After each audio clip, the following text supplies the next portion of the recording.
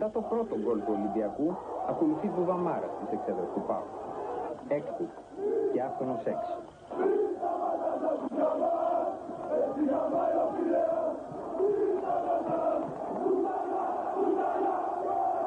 Διαιτητής και αστυνομία δεν μένουν μακριά από τα πυρά. Δεν είναι λίγοι ανάμεσα στους οπαδούς του Ολυμπιακού, όπως ανάμεσα και σε εκείνους του ΠΑΟΚ, που νιώθουν καλά σε αυτή την πολεμική ατμόσφαιρα μόνο χάρη στη βοήθεια κάποιων ή χασίς. Κάποιοι λίγοι πρέπει να πάρουν και ηρωίνη. Με την έναρξη του δευτέρου ημιχρόνου η ατμόσφαιρα φορτίζεται ακόμα περισσότερο. Ένα τέταρτο πριν από το τέλος έρχεται η ώρα των οπαδών του ΠΑΟΚ. Ισοφάριση. Οι πολεμιστές του Ολυμπιακού μοιάζουν να τα έχουν χαμένα. Ο φόβος της τούμπας ζωγραφίζεται στο πρόσωπο του Θόδωρου. Εφορία για τους παοκτήτες. Λίγα λεπτά αργότερα, ο Ολυμπιακός προηγείται με πέναλτι που αμφισβητεί ο ΠΑΟΚ. Μερικά δευτερόλεπτα μετά τη νέα σέντρα, γκολ του ΠΑΟΚ που ακυρώνεται. Το γήπεδο τεινάζεται στον αέρα. Στον αγωνιστικό χώρο βρέχει πάγκους και πέτρες.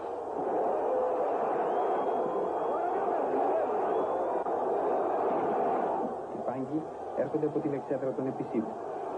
Εκεί κάθονται παοκτίδες που πριν από 15 χρόνια χοροπηδούσαν στη θύρα 4.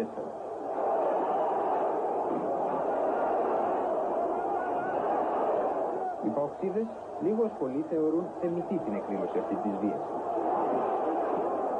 Ο τέταρτος διαιτητής καλεί τον Άγγελο Αναστασιάδη, προπονητή του γηπεδούχου, να περιμαζεύσει τους οπαδούς του ΠΑΟΚ.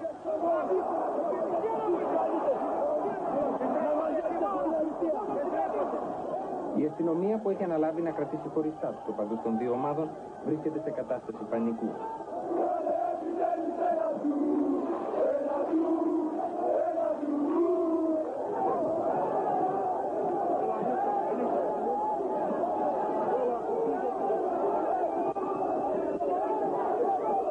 Συμπληρώνει ο συνεργάτης του Μαυροκουτσιού.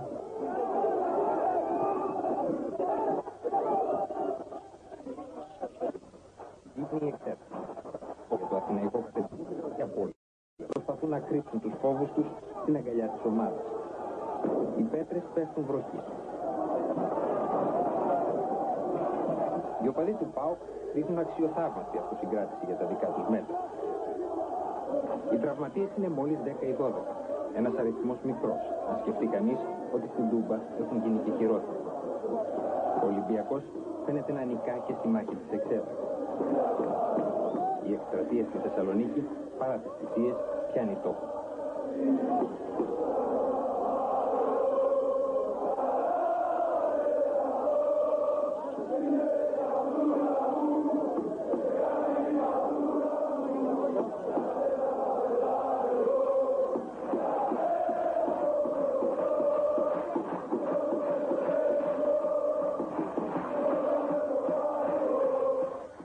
Θα ξαναπάς στην Τούμπα.